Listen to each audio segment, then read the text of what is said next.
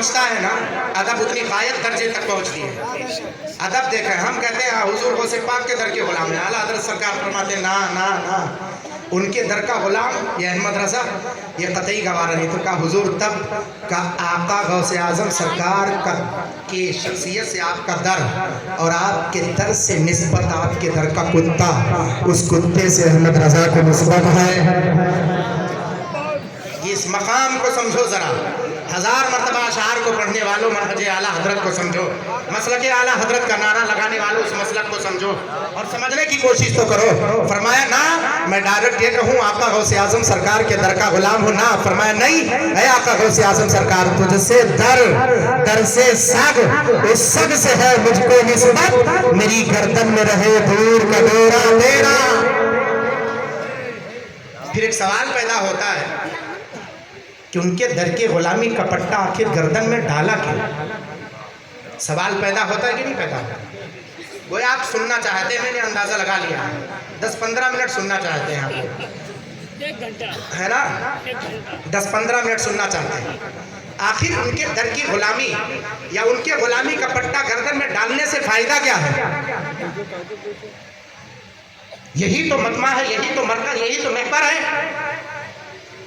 آقا غوث اعظم سرکار کے در کا کتا بھی کوئی معمولی نہیں ہے.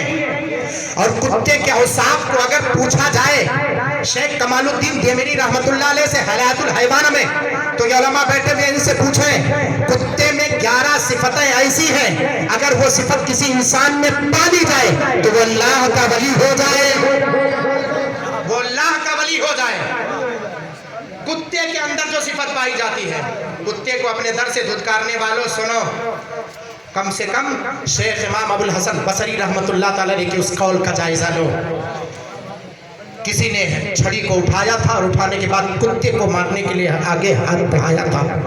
انہوں نے کہا تھا تو کس کو مارنے جا رہا ہے؟ تو کہا اے ابو الحسن، اے امام حسن بصری، تجھے تکلیف کی ہوتی، تیرے بھائی کو تو میں نہیں مار رہا ہوں، تجھے تو چھڑی لے کر نہیں مار رہا ہوں، تیرے خاندان میں کسی فرد کو تو نہیں مار رہا ہوں، بلکہ کسی اور کی طرف نہیں، ایک جانور ہے، کتا ہی تو ہے، اس کو مار رہا ہوں. اے پہر بازار اور قلب جوار سے آئے یہ زندہ دل مسلمانوں، آقا غوث اعظم سرکار کی بارگاہ میں حاضری دینے والوں، ذہن و فکر کو حاضر کرو.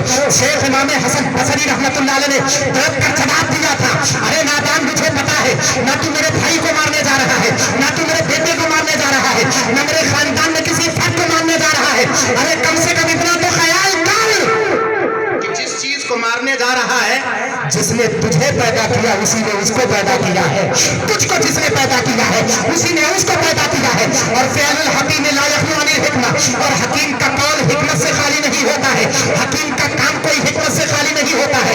اللہ تبارک و تعالیٰ نے اگر کتے کو پیدا کیا ہے تو کسی نے کسی مقصد کے خاطر پیدا کیا ہے. یہ کتا اتنا وفادار ہے، کوئی گورنمنٹ اگر کتے کا سہارا نہ لے، کسی جس کو تم کتا کہتے ہو اگر اس کا سہارا نہ لے تو جاسوسی سسٹم اس کا بالکل ختم ہو جائے گا.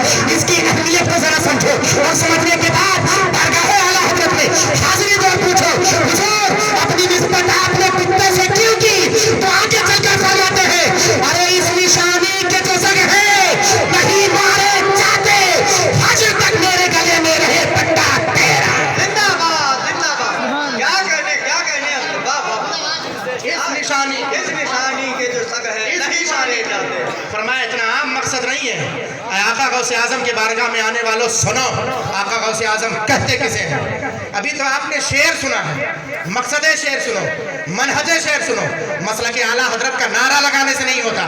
اعلیٰ حضرت سرکار کے مقصد اور منہج کو اور مسلک کو پہچاننا ہے تو اعلیٰ حضرت سرکار کے شعر اور آپ کے قلم میں ڈھونڈو.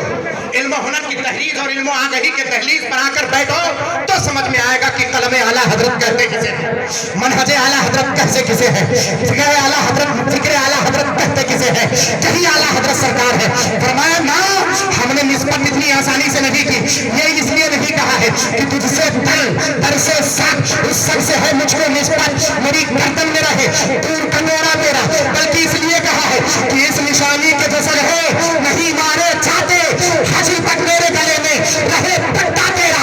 ایسے کہ بھی اعلیٰ حضرت آپ تو فنا فی القوس ہے، آپ کو تنخواہ کیا ملا؟ اس کتے سے آپ نے نسبت کی تو آخر آپ کو مقام کیا حاصل ہوا؟ تو بریلی شریف کی تحریر پر طرف پر اعلیٰ حضرت ارشاد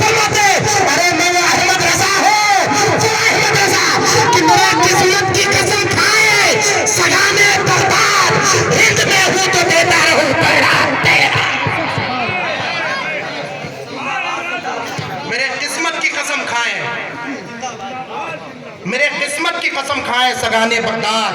اللہ اکبر. ذرا اس لمحے کو دیکھیں, اس لہجے کو آپ دیکھیں. فرمایا اتنا بڑا تمغہ ملا, حضور غوث اعظم سرکار کے در کے کتے کی طرف نسبت کی تو ہوا کیا؟ فرماتے میرے قسمت کی قسم کھائے سگانے بغداد. بغداد کے جو کتے ہیں وہ احمد رضا جیسی شخصیت پر قسم کھائیں, میری قسمت کی قسم کھائیں کہ ہند میں ہوں تو دیتا رہوں پہرا تیرا. وہ سرکار سیدنا اعلیٰ حضرت سرکار ہے جو حضور غوث اعظم رضی اللہ عنہ. اچھا, اعلیٰ حضرت سرکار کا پہلا شعر سمجھ لیا جائے, کبھی سمجھنے کی آپ نے کوشش کی ہے؟ واہ کیا مرتبہ ہے غوث بالا تیرا. چونکہ شروع تو پہلے شعر سے کہتے ہیں, سمجھ لیا جائے. اجازت ہے آپ لوگوں کی؟ اجازت ہے؟ سننا چاہیں گے کہ نہیں سننا چاہیں گے؟ اچھا جو لوگ نہیں سننا چاہتے ہاتھ اٹھا کر کے بتائیں, کوئی ہے؟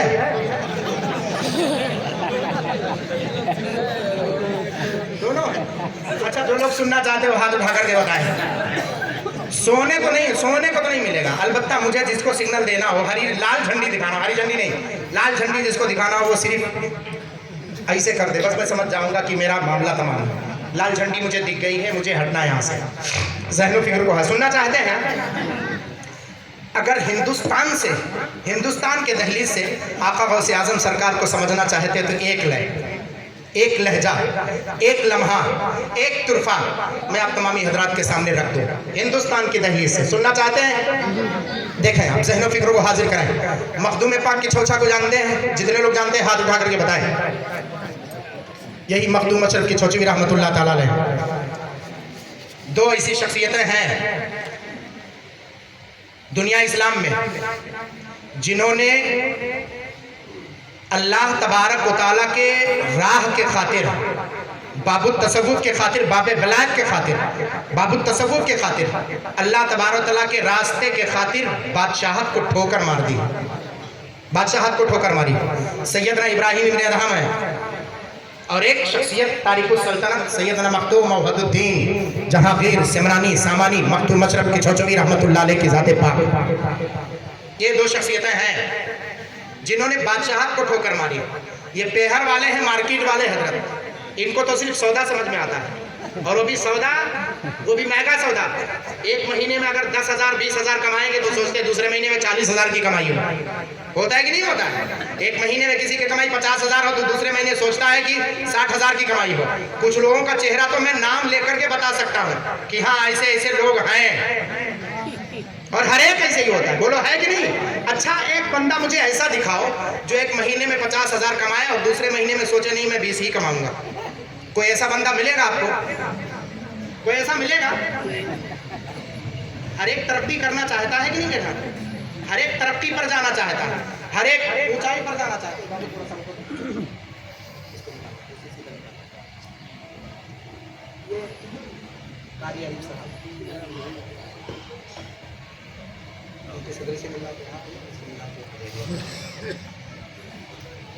ہر ایک کی ہے, لیکن دو ایسی شخصیتیں ہیں. ارے بادشاہت, اگر یہاں جتنے لوگ بیٹھے ہیں ان سے پوچھا جائے کیا بننا چاہو گے تو ہر ایک کہے گا میں پردھان بنوں گا. کچھ لوگ کہیں گے نہیں میں حضرت بدھائک بنوں.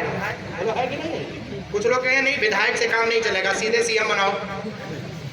کچھ لوگ کہیں گے نہیں حضرت اگر 12 بجے رات میں فیصلہ لینا ہو تو سی ایم سے کام نہیں بنے گا, پی ایم بننا پڑے گا. کیونکہ 12 بجے بھارت میں اگر نوٹ بندی کا بھی سہارا لینا پڑے 12 بجے تو پی ایم کا سہارا لینا. وہ اس طاقت پر پہنچنا ضروری ہے, اس پاور پر پہنچنا. بولو ہے کہ نہیں؟ ہر آدمی ایک نیچی سیڑھی سے اونچی سیڑھی پر جانا چاہتا ہے, مگر اے سیدنا مخدوم اشرف کی چھوچوی آپ نے بادشاہت کو ٹھوکر کے ماری ہے. اے سیدنا سلطان ابراہیم ابن ادہم آپ نے بادشاہت کو ٹھوکر کے ماری ہے. معلوم ہے؟ ذرا اس لہجے کو سماعت کریں, اس نتیجے کو, اس تیور کو سماعت کریں. باغ میں پہنچے تھے آپ, گئے تھے شکار کرنے کے خاطر, جنگل میں پہنچے تھے, تیر کا نشانہ لگایا تھا ایک لومڑی کو. جب تیر کا نشانہ لگایا تھا تو ایک آواز آئی تھی, اے ابراہیم ابن ادہم بتا الہذا خلقت ام بہذا امرت, کیا اسی لیے تجھے پیدا کیا گیا ہے, کیا اس کا تجھے حکم دیا گیا ہے کہ تو آ کر کے شکار کر. ابراہیم ابن ادہم سنتے ہیں, پھر خاموش رہتے ہیں. دوبارہ آواز آتی ہے, روایت میں 3 مرتبہ آواز آتی ہے. تب تیسری مرتبہ آپ نے کہا تھا نہیں نہ تو میں اس لیے پیدا کیا گیا ہوں, نہ اس کا مجھے حکم دیا گیا ہے. تو کہا آخر پیدا کس لیے کیا گیا؟ تو ابراہیم ابن ادہم نے اسی جنگل میں کہا تھا وما خلقت الجن والانس الا لیعبدون, انسان اور जिन्नात को मौला ने इबादत के लिए पैदा किया है, तो कहा जब इबादत के लिए पैदा किया है तो आखिर यहाँ तो क्या कर रहा है? जब इबादत के लिए पैदा किया गया तो यहाँ क्या कर रहा है? पढ़ाना हो तो कुछ लोग पैर पीछे हटा लेते हैं, वो अख्तर साहब के मदरसे में नहीं भेजेंगे, नहीं पढ़ाएंगे अपने बहन बेटियों को, नहीं पढ़ाएंगे अपने बच्चों को। जरा इब्राहिम इब्न अदहम वक्त के बादशाह से पूछो कि आखिर तालीम किस शय का नाम है, तसव्वुफ किस शय का नाम है, इल्म किस हकीकत का नाम है। बिस्तर पर 7 दिन हो गए थे इब्राहिम इब्न अदहम को, बिस्तर पर नींद नहीं आई। 7 दिन, 2-3 दिन आदमी अगर ना सोए तो आदमी पागल हो जाएगा। बिस्तर पर लेटते, थोड़ी सी गुनूदगी आती, फिर नींद नहीं आती। एक दिन शिकार पर गए, खादमा थी, झाड़ू लगा रही थी। किसी ने कहा कि बादशाह के कमरे में झाड़ू लगाओ। खादमा गई झाड़ू लगाने के लिए, जैसे झाड़ू लगाई उसने अपना हाथ बिस्तर पर रखा।